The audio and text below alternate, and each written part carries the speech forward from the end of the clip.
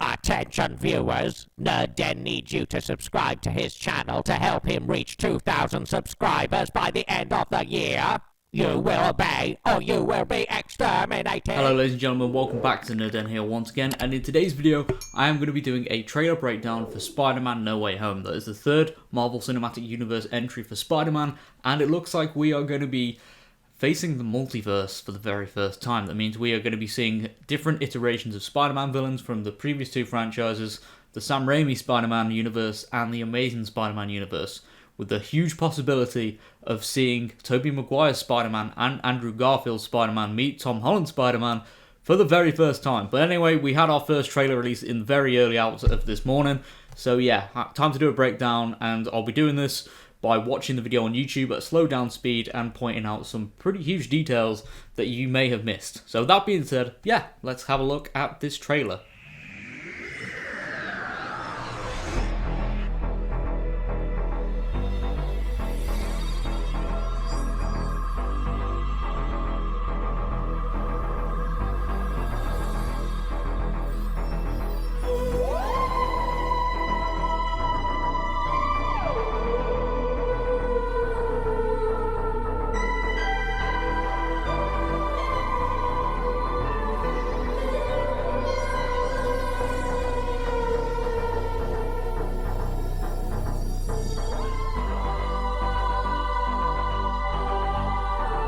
Got the trailer that begins with Peter Parker and MJ on top of a rooftop, and it's MJ reading an article about some fake news about Spider-Man, because obviously now we do know that Spider-Man is being branded a fugitive.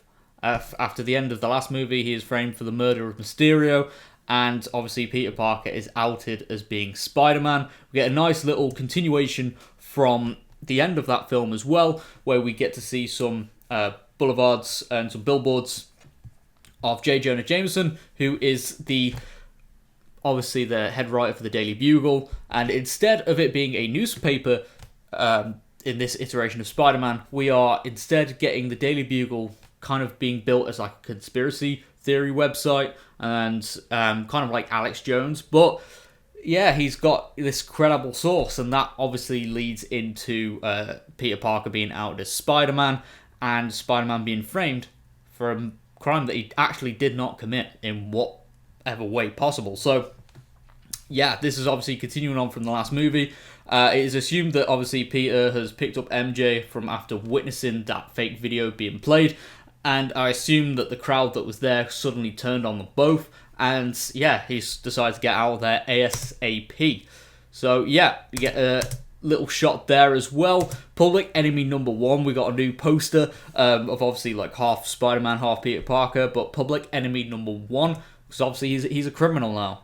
Spider-Man is a criminal, and now we're obviously in the police station. Peter Parker is currently being questioned by the police and presumably the FBI, because obviously, yeah, you know, he is trying to convince them that that video is fake, but obviously they're going to believe the visual evidence because they don't think that someone could craft fake footage perfectly like that. But something worth noting here is that the person that is kept out of shots, that is presumably Peter Parker's lawyer, is in fact Matt Murdock, who was, well, a very interesting character in Daredevil. Daredevil himself, who was obviously a lawyer, and it has been rumoured that Charlie Cox was going to reprise his role as Matt Murdock in this Spider-Man film, and we never had confirmation of it, but there's been several leaks that he will be appearing in scenes in court, trying to defend Peter, and obviously prove he is innocent. And yeah, that looks like we'll get a glimpse of Matt Murdock's scenes here. But yeah, obviously keep note that he's out of shot, and I don't think he'll be shown off in any trailers, because I assume that his presence in the film is quite small. But anyway, move on to some shots of the school, I believe. And obviously, we've got like some video calls there of MJ and Peter Parker. And then I'm guessing this is the court date. You know, Mephisto confirmed there, but obviously, you know, there's some propaganda made up about Peter Parker. because obviously, people are branding him as the devil. A lot of people are actually believing Mysterio, so, Spider-Man is literally guilty in the public's eye. Obviously, justice and court on social media and whatnot, but we'll get some shots of Ned, MJ, and there is Flash there as well in the background. I believe that is Flash, who has blonde hair this time, and I'm guessing they've been branded accomplices as Spider-Man, for Spider-Man, sorry. So, yeah, they could actually end up with prison sentences as well, maybe, but we'll have to see what happens.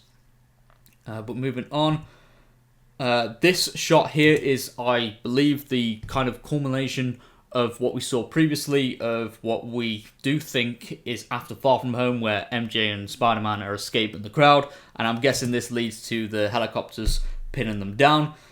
And yeah, I guess Peter Parker is still attending school. He hasn't fully gone to prison yet, but I guess that is because of his age. This scene here with him and his Aunt May, it can also be assumed to be after that chase sequence. Maybe they did somehow be able to escape the helicopters, and I guess the police catch up with them later. We've got Ned being interviewed and Aunt May, as again, they are accomplices to Spider-Man, who is now branded a criminal. So if the police have obviously managed to capture Peter, then yeah, of course they're gonna catch the accomplices.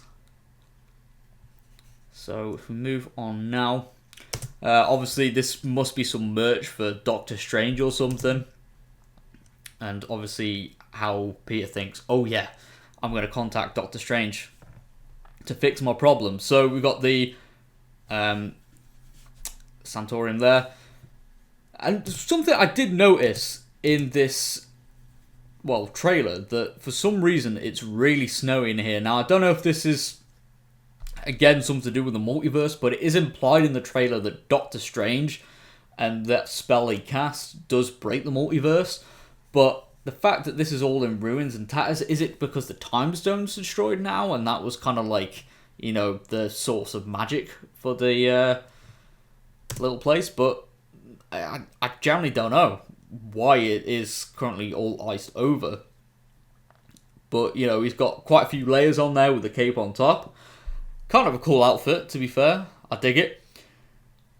So, yeah, let's move on. We do get a glimpse here of the new black and gold outfit that has been previously leaked for the Funko Pops and obviously the action figures for No Way Home. We do know that he is going to have an upgraded suit that is...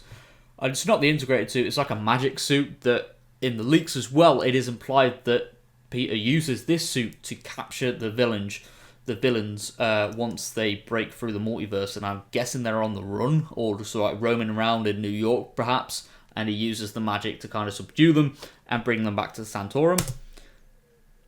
Get like a long shot here of him running through a cafeteria, and then obviously another busy crowd again. Maybe this is also after Far From Home. Maybe this is shortly after, that video is played on that massive billboard, and this is possibly where MJ and Peter escape. But then we get another shot of Peter talking to Doctor Strange, and this part is very interesting. If I just rewind slightly, and we go back here, this is obviously down in the basement. Now, Doctor Strange is currently practicing, at least, the spell to make the public forget about Peter's identity being revealed. Obviously, being Spider-Man. And this room looks destroyed. Now, we do know, obviously, this film is going to lead on to Doctor Strange 2 and the Multiverse of Madness. And obviously, we know WandaVision and Loki did influence No Way Home. So, maybe the ways the multiverse broke in those respective series, maybe, just maybe, that's had a damage on the Sanctorium, and maybe that's why it's all frozen over, and maybe this room is in tatters. I don't know why I touched the laptop screen, but still we move. We get a close up there. Notice as well, he's still wearing the Eye of Agamotto. I probably completely mispronunciated that, but obviously The time stone is not in there anymore. It's not in the eye because obviously it was destroyed, or taken back to its rightful place. It was the stone in the main reality was destroyed when Thanos destroyed the stones, and then obviously the one used in Avengers Endgame was sent back to its respective timeline. So yeah, the time stone probably will not be featured or used in No Way Home. But Wong's warning Strange not to use this spell, this mysterious spell that will fix Peter's problems, because it could go very wrong. That obviously it does. But anyway, get a shot of them going down to the basement, and obviously Strange is preparing this spell, this grand spell that Peter decides to intervene when he realizes that people, like literally everyone, included Ned, MJ and his Aunt May and Happy, will forget that Peter is Spider-Man. That is kind of what he wants, but at the same time, he doesn't want his friends to forget, because especially it could have problems with him and MJ. They wouldn't be together, and that could have huge consequences for his personal life. And obviously, we've got him trying to intervene with a spell, and then suddenly this happens. Oh boy. Yep. Some very cosmic effects. And Peter's confused about what's happened. So this Christmas, I'm very excited for this film, by the way. So reality's kind of like bending around. We're getting some like effects from Doctor Strange. I'm guessing like reality's morphing and changing, and Doctor Strange is assumably going to go and assist Peter there, stop him from falling into the void. We've got a shot here of assumingly Electro maybe arriving in this reality's New York, or attacking the police. We've got a Daily Bugle fan there, so maybe they're filming the arrival or the attack. And this sequence is very interesting. Maybe this is Doctor Strange versus Spider-Man. Perhaps Spider-Man is still challenging Doctor Strange over, what's happened. Peter's trying to say, no, I didn't do anything wrong. And yeah, Stephen Strange is obviously like, no, you have. And he's trying to show maybe his true powers or whatnot. Perhaps. There is some dialogue here as well. Again, I've got the audio muted, but this is obviously Doctor Strange giving a warning to Peter that him constantly juggling between being Peter Parker and Spider-Man and picking and choosing what he wants to do does make scenarios like this kind of impossible to figure out. And something else here as well, we've got a cube that in the leaks, there was a cube mentioned that kind of holds this spell and the multiverse together.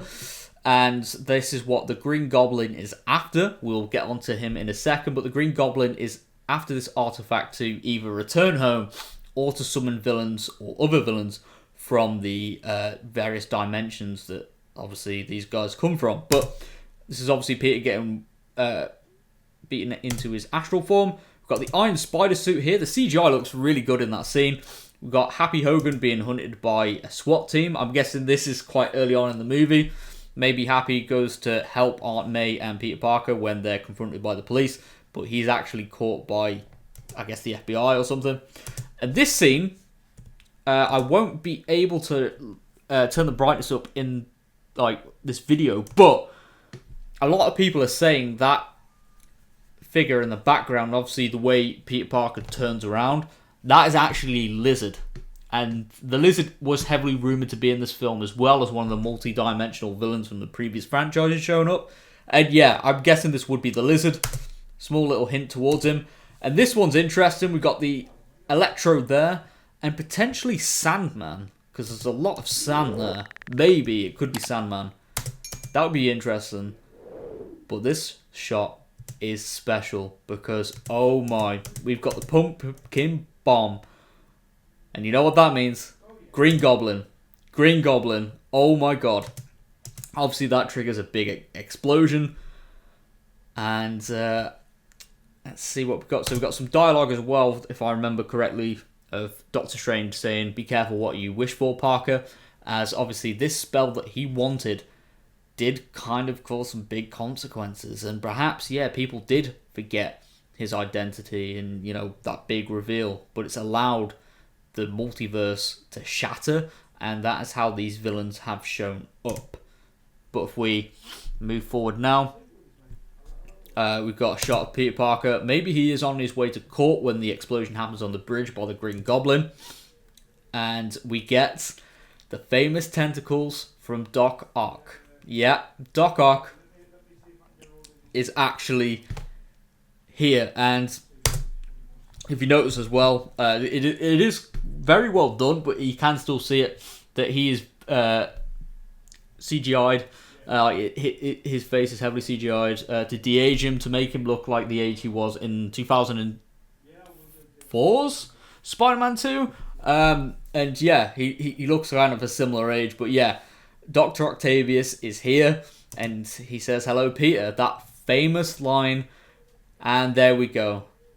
We have a confrontation between Tom Holland's Peter Parker and Doc Ock, so it'll be very interesting. But there's one thing I want to point out, though, or at least try and theorize. Maybe this isn't Tom Holland's Peter he's talking to. Maybe it's Tobey Maguire's Peter, because Tobey Maguire is rumoured to be in the film, and it would make sense. I guess we'll just have to see. Anyway, I'm going to wrap up this video here. If you are new around here, be sure to subscribe for more nerdy content, as we are on the road to 2,000 subscribers now, and I would like to reach that by the end of the year. But with that being said, thank you very much for tuning into today's video, and yeah, I'll see you all next time. Goodbye for now.